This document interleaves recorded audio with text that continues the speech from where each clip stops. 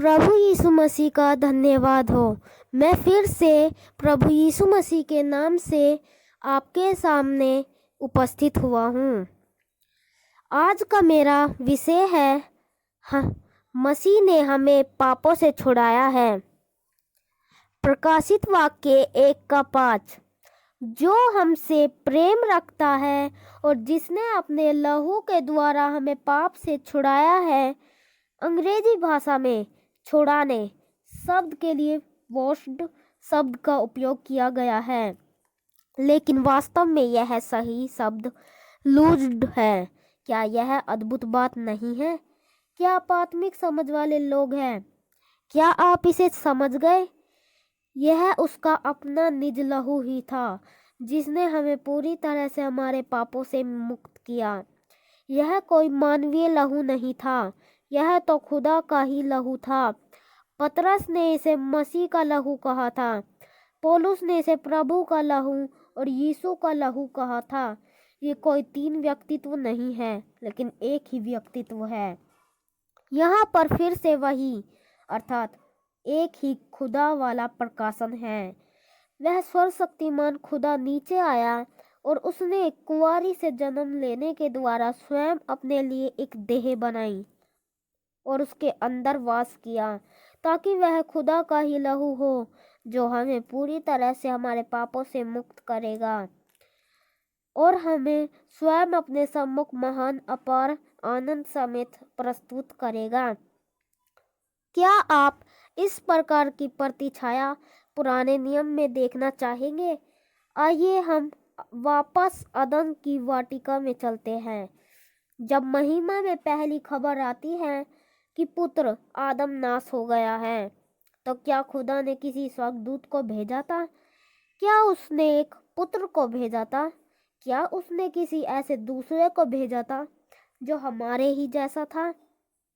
जी नहीं, वह तो उस नाश हुए पुत्र को बचाने के लिए स्वयं ही आया था। हालेलुया! खुदा ने अपनी उद्धार की योजना के लिए किसी दूसरे पर भरोसा नहीं किया था, उसने तो स्वयं अपने ऊपर ही भरोसा किया था। खुदा देहधारी हुआ और उसने हमारे मध्य में डेरा किया और उसने हमें स्वयं अपने लिए छुड़ाया। हम खुदा के लहू से छुड़ाए गए हैं। अनंत खुदा स्वयं एक मरणहार देह में रहा ताकि हमारे पापों का बोझ उठा सके। वह एक मेमना बन गया ताकि अपना लहू बहाए और इसे लेकर पर्दे के भीतर प्रवेश करें। इस प्रकार विचार मनन कीजिए। चूंकि यह खुदा का ही लहू है, अतः यह एक सिद्ध लहू है, और यदि वह सिद्ध लहू ही हमें पाप की सामर्थ और बंधुआई और भ्रष्टता से छुड़ा रहा है, तो यह छुड़ाया जाना सिद्ध और पूरा है। यही कारण है कि अब हम पर पाप के दंड की कोई आज्ञा नहीं है।